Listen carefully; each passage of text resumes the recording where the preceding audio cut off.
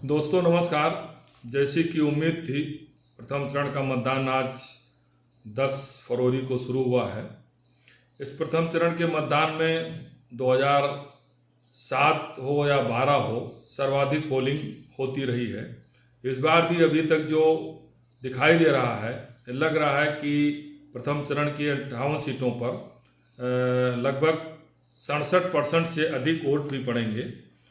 पिछले बार 2017 को हम देखें तो शहरी क्षेत्रों की 2-3 सीटें अगर हम छोड़ दें, जिसमें आगरा की एक सीट है और नोएडा 48% वोट पड़ा था, और आगरा की एक सीट है आगरा कैंट, और हाँ आगरा कैंट ही एक है जहाँ पर जो है 60% से कम वोट पड़े थे। बाकी मैक्सिमम सीटें हैं जहाँ पर 60, 62, 65, 69, जैसे कैराना जो शामली जनपद की सबसे हॉट सीट है, जहां हुकुम सिंह की बेटी चुनाव लड़ी, 9 दशक का चुनाव क्षेत्र है।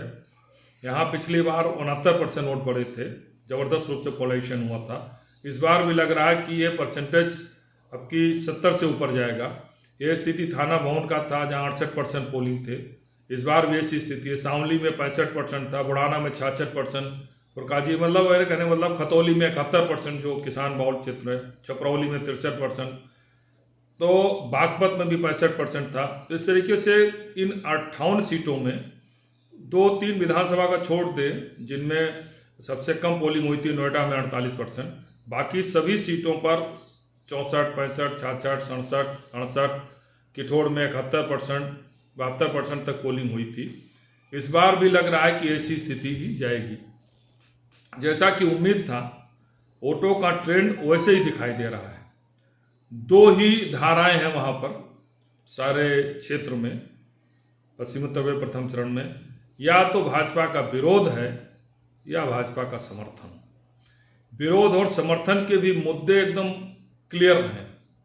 समर्थन के मुद्दे हैं कानून व्यवस्था, मोदी से मिलने वाली फ्री योजनाएं और हिंदुत्व।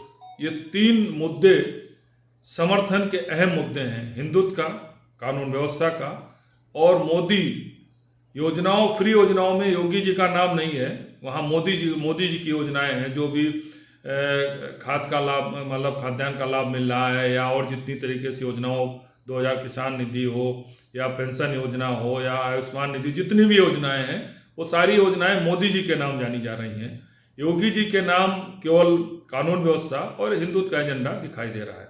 दूसरी तरफ ये तो पक्ष की योजनाएं हो गई। विरोध में जो पोलराइजेशन हो रहा है, जो नाराजगी की बात है, या तो उसमें है किसान आंदोलन का महत्वपूर्ण काफ़ी दिखाई दे रहा है, छुट्टा जानवर भी, महंगाई, बेरोजगारी, ये 4 मुद्दे बहुत अहम हैं। तो विपक्ष और पक्ष दोनों में स्पष्ट रूप से मुद्दों का रेखांकित किया जा रहा है। मतदाता बहुत साइलेंट है, बोल नहीं रहा है। कुछ मतदाता जो ऑलरेडी समर्थक या कार्यकर्ता के रूप में जरूर वोकल होकर अपना बोल रहे हैं, लेकिन आम मतदाता बहुत शांतपूर्वक और सुबह से लाइन में लग के अपना वोट दे रहा है, वोट दे के चुपचाप अपने जा रहा है। दूसरी तरफ ये भी देखा जा रहा है कि समर्थन और विरोध दोनों तरफ से बूथ को लेकर काफ़ी कॉन्शियस हैं। हर तरफ बीजेपी समर्थक और बीजेपी विरोध गठबंधन के भी लोग अधिक से अधिक वोट डालने का प्रयास कर रहे हैं। लोनी में देखा जा रहा है कि बीएसपी के प्रति काफ़ी उत्साह दिखाई दे रहा है, वहाँ बीएसपी कार्यकर्ता सबसे अधिक उत्साहित दिए गए हैं। हालांकि भाजपा और गठबंधन भी लड़ रहा है। कांग्रेस के भी वर्कर या समर्थक जो है, खास विशेषकर महिलाओं में एक अच्छा उत्साह दिखाई दे रहा है। हालांकि पोलिंग स्टेशन पे बहुत ज़्यादा उनके एजेंट या बूथ बहुत ज़्यादा दूर तक कांग्रेस के कम दिखाई दे रहे हैं, लेकिन उत्साह जो भी हैं समर्थक छोटे कम ज़्यादा उनमें भी दिखाई दे रहा है। सबसे इंटरेस्टिंग बात यह है कि जो पिछले 1 हफ्ते से भारतीय जनता पार्टी ने तमाम तरीके के आरोप, परिवारवाद, हिंदुत्व का, पलायनवाद का लगाया, उसका भी स्पष्ट रूप से बूथ पर दिखाई दे रहा है। दूसरी तरफ साइलेंट होकर सकारात्मक रूप से बहुत सूझबूझ के साथ बूथ मैनेजमेंट जो गठबंधन ने किया है, उसका भी रिजल्ट बूथ पर दिखाई दे रहा है। तो मतदाता बहुत शांतपूर्वक, जो अभी तक आ रहा है, दो चार जगहों पर जो झड़प या छोटी मोटी विवाद को देख लें तो बाकी शांतपूर्वक वोट पड़ रहा है, दिखाई दे रहा है।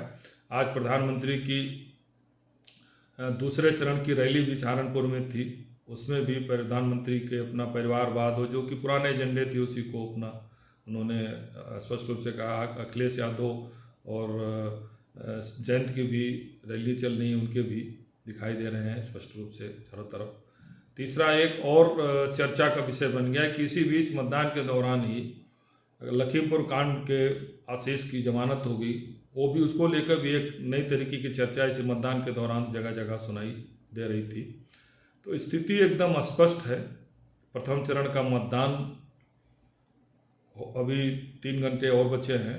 लग रहा है कि 2012 और 17 की तरह 12 में 59% थे तो 17 में 61%, जबकि 2007 में केवल 47% वोट पड़े थे जब मायावती की बहुमत सरकार बनी थी। 59% में अखिलेश यादव की बहुमत सरकार बनी थी और 61% में 2017 में भाजपा की बहुमत सरकार बनी थी। ये पहला चरण ही धीरे धीरे बढ़ता हुआ 7वें चरण तक बहुमत सरकार की तरफ ले जाता है। इस बार भी एक और सबसे इंटरेस्टिंग जो दिखाई दिया है बूथ पर या कि जो फ्लोटिंग मतदाता थे उनकी संख्या पिछले चुनाव की तुलना काफ़ी अधिक दिखाई दी है, क्योंकि दो असमंजस में इसलिए फंसे हुए थे कि लाभ ले रहे, अगर मान लीजिए 6,000 रुपया साल किसान सम्मान निधि उनको लाभ मिल रहा है तो उससे प्रसन्न थे, लेकिन जो जानवर उनकी फसल का नुकसान कर रहे हैं उससे परेशान भी थे, तो असमंजस में थे। अब बूथ में जाते समय उनका माइंडसेट क्या होता है, वो 6,000 पर जा रहे हैं या छोटा जानवर से उसमें परेशानी में जा रहे हैं। दूसरा, जो फ्री योजनाएं मिल रही हैं वो उनका प्रभाव बूथ तक पहुंचा रहा है, या फिर महंगाई उन पर दबाव बना रही है। कानून व्यवस्था को लेकर एक बहुत बड़ा वर्ग काफ़ी मोदी के समर्थन में दिखाई दे रहा है, योगी के समर्थन में दिखाई दे रहा है, लेकिन बहुत सारे ऐसे वर्ग के लोग हैं, विभिन्न वर्गों में हैं, जो लाभ तो ले रहे हैं लेकिन उनको लाभ से कोई मतलब नहीं है। उनका माइंडसेट है कि उन्हें कहाँ वोट देना है, वो बड़ा स्मूथली साइलेंटली अपने मत का प्रयोग कर रहे हैं। हालांकि प्रथम चरण की स्थिति किसको कितनी सीटें मिलेंगी, जैसे 2017 में बीजेपी को 53 सीटें मिली थी, सपा और बसपा को 2-2, रालोद को 1 सीट मिली थी, ऐसी स्थिति इस बार तो नहीं है। किसको कितनी मिलेंगी ये तो 10 मार्च को चुनाव परिणाम आने के बाद ही स्थिति पता होगी। प्रथम चरण में 58 सीटों पर किसका कितना वोट रहा, कितना मिला, कितनी सीटें मिली, लेकिन जो स्थिति अभी तक दिखाई दे रही है वो निश्चित रूप से यही 7वें चरण तक आगे बढ़ता जाएगा। अब कौन इसको अपने माउथ पब्लिसिटी के माध्यम से कितनी तेजी के साथ, तथ्यों के साथ दूसरे, तीसरे, चौथे, 5वें, 6वें और 7वें चरण में मतदाताओं को भरोसा दिलाकर अपने पक्ष में करने में सफल होता है, यह बहुत महत्वपूर्ण है। क्योंकि माउथ पब्लिसिटी से ही जो न्यूट्रल मतदाता होते हैं, जिसे हम कहते हैं कि साइलेंट मतदाता या फ्लोटिंग मतदाता, वो उस तरफ जाता है।